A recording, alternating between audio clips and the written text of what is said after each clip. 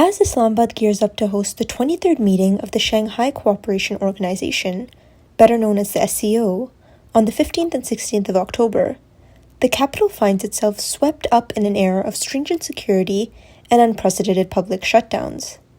With delegations from powerful member states like China, Russia, and India descending upon the city, the stakes are high, not just for diplomatic relations, but for the very image of Pakistan on the international stage. The SCO summit presents a momentous occasion for Pakistan, a chance to assert its role in regional cooperation and economic development. With the backdrop of the China-Pakistan Economic Corridor, Islamabad aspires to leverage this gathering to enhance bilateral relations and pave the way for greater integration within the region. Yet the cost of hosting such a high-profile event is reflected not only in the elaborate security measures, over 10,000 law enforcement personnel deployed and a complete lockdown of key urban areas, but also in the daily lives of ordinary citizens who bear the brunt of these precautions.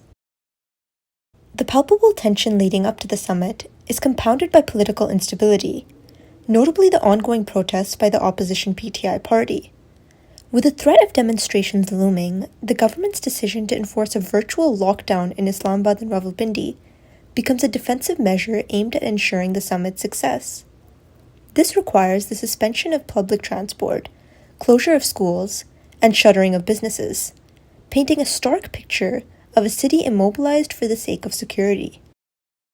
While the heightened security is a necessary precaution in the wake of recent threats, including attacks targeting Chinese nationals, it raises critical questions about the relationship between governance, civil liberties, and the perception of safety.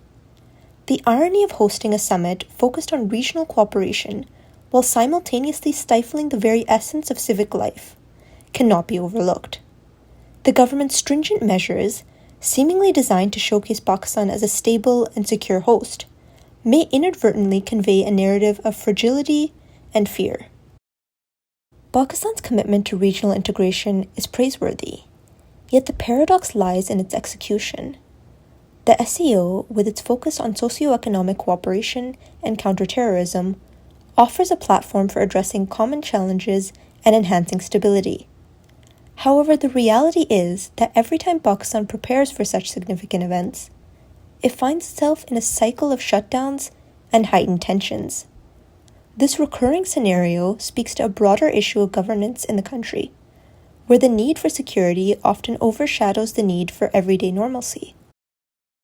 Moreover, the implications of hosting the SCO summit extend beyond immediate security concerns. As Pakistan attempts to reclaim its position on the world stage, successful hosting can signal a shift in its narrative, a move from a country troubled by crises to one that can engage meaningfully with global partners.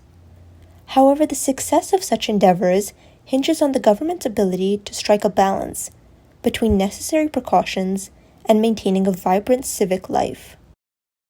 The arrival of dignitaries, including the Chinese premier and the Indian External Affairs Minister, presents an opportunity for dialogue and the possibility of thawing relations between Islamabad and New Delhi, albeit under a cautious lens.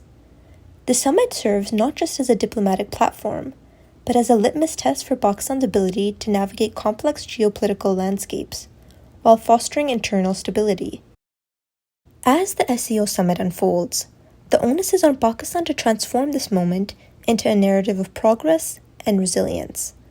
The ultimate challenge lies in moving beyond the immediate security concerns to foster a sense of confidence, both domestically and internationally.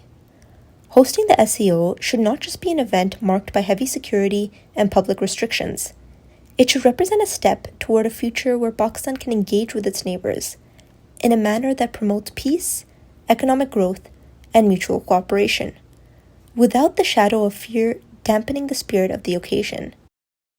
In conclusion, while the SCO summit in Islamabad is an achievement in regional diplomacy, the accompanying narrative of lockdowns and heightened security is a stark reminder of the challenges Pakistan faces.